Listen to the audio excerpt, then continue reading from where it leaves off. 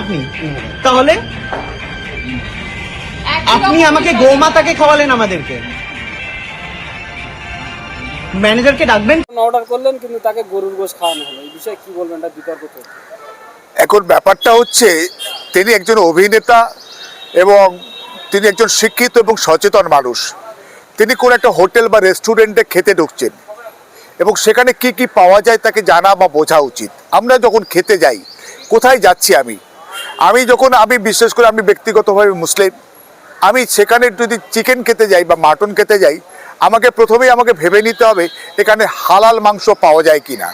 যখন আমি বুঝবো বা জানবো এখানে হালাল মাংস পাওয়ার সম্ভাবনা নেই, অবশ্যই আমি তার ধারে কাছে যাবো, তার মধ্যে ঢুকবোই না। খাওয়া বা যাওয়া তো দূরের কথা।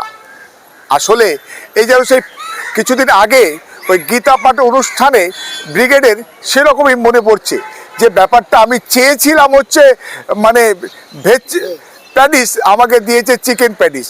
ভেজ প্যাটিসের থেকে আমরা সবাই জানি চিকেন প্যাটিসের অনেক বেশি দাম।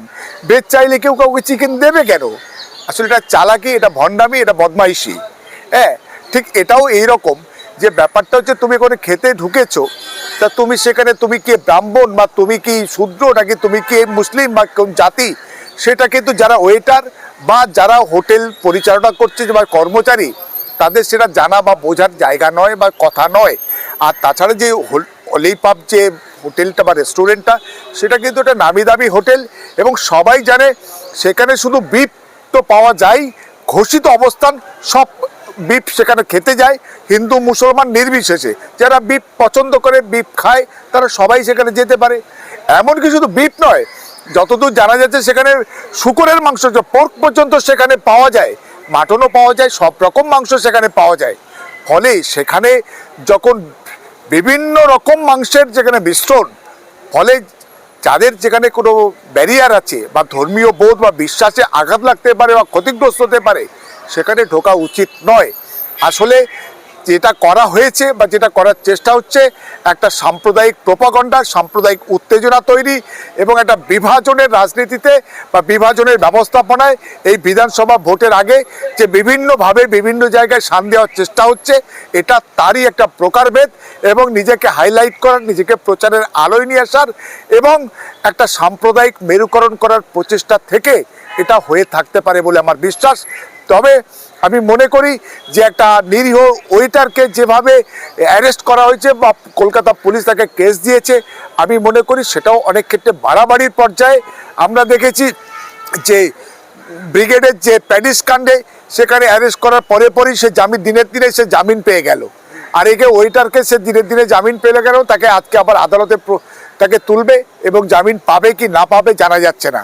আসলে এক একটা ক্ষেত্রে এক এক রকম ট্রিটমেন্ট হচ্ছে।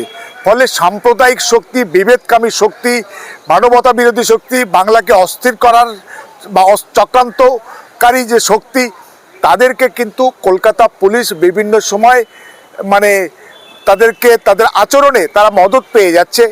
এবং আমার মনে হচ্ছে কলকাতা পুলিশ বা রাজ্য পুলিশের বিভিন্ন পর্যায়ে সাম্প্রদায়িক ভেদবুদ্ধি সম্পন্ন লোক এক বিশাল সংখ্যক ঢুকে পড়েছে।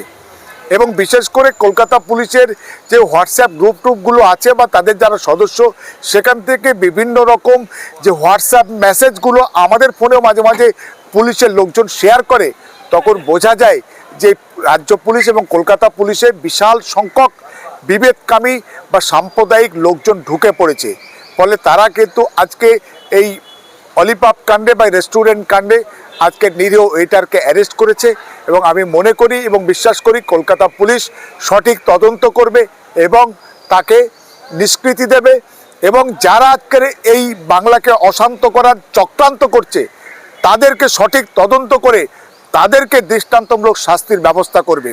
তা না হলে কিন্তু এই সাম্প্রদায়িক শক্তি, বিভেদকামী শক্তি 2026-এর আগে আরও বিভিন্নভাবে, বিভিন্ন চিলায়, বিভিন্ন কায়দায় আজকের বাংলায় অস্থিরতা, অরাজকতা এবং সাম্প্রদায়িক উত্তেজনা তৈরির চেষ্টা চালাবে। এই যে আমরা গত কিছুদিন আগে দেখলাম বারাইপুরে একটা খাসি বিক্রেতা মারা হলো। এই যে একের পর আগে দেখতাম যে গরুর গোশ নিয়ে অশান্তি হতো, এখন খাসির গোশ নিয়ে অশান্তি। খাসির মাংস আমি গেছিলাম, যে ভিকটিম তার পরিবারের কাছে গেছিলাম, তার ভাইদের সঙ্গে বসেছি, সে ভাইয়ের সঙ্গে কথা বলেছি, তার স্ত্রীর সঙ্গে কথা বলেছি, তার বাবার সঙ্গে কথা বলেছি সবার সঙ্গে আলোচনা করে তো মানে ভাবতেই পারবেন না যে দুজন মানুষ বেঁচে ফিরেছে, না ফেরারই কথা ছিল। বিশেষ করে যে ব্যবসায়ী তার ছেলেটি আছে, সেই তার স্ত্রী ওখানে গিয়ে পড়ায়, বোধহয় দুজনে বেঁচে ফিরেছে, না হলে হয়তো বেঁচে ফিরতো না।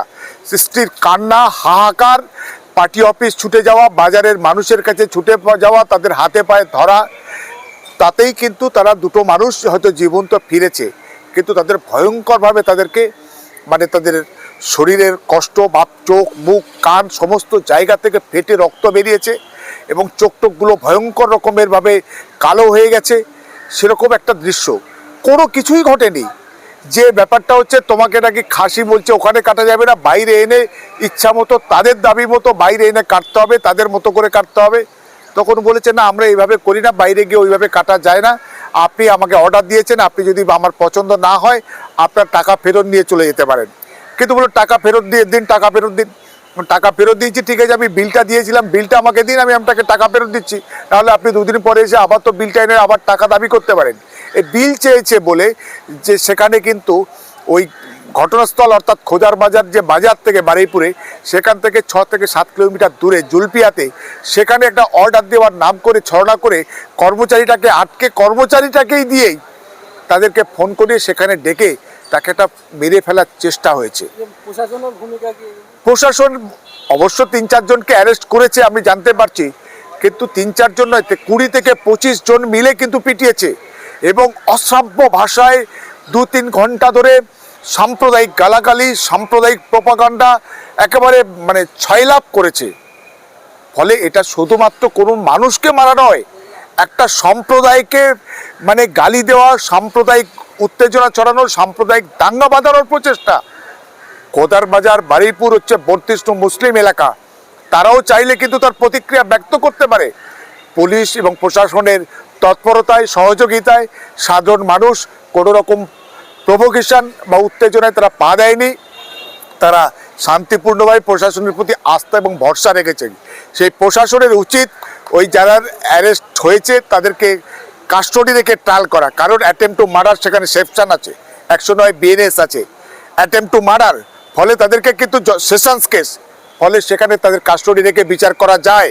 তদন্ত 7 দিন বা 15 দিনের মধ্যে শেষ করে এবং বাকি সবাইকে অ্যারেস্ট করে 3 জন বা 4 জন নয়, 20-25 জন যারা মেরেছে প্রত্যেককেই খুঁজে বার করতে হবে। পুলিশ চাইলে পারে, আমরা জানি, আমরা 26, 27, 28 বছর প্র্যাকটিস করছি, আমরা জানি পুলিশ কি পারে আর কি পারে না।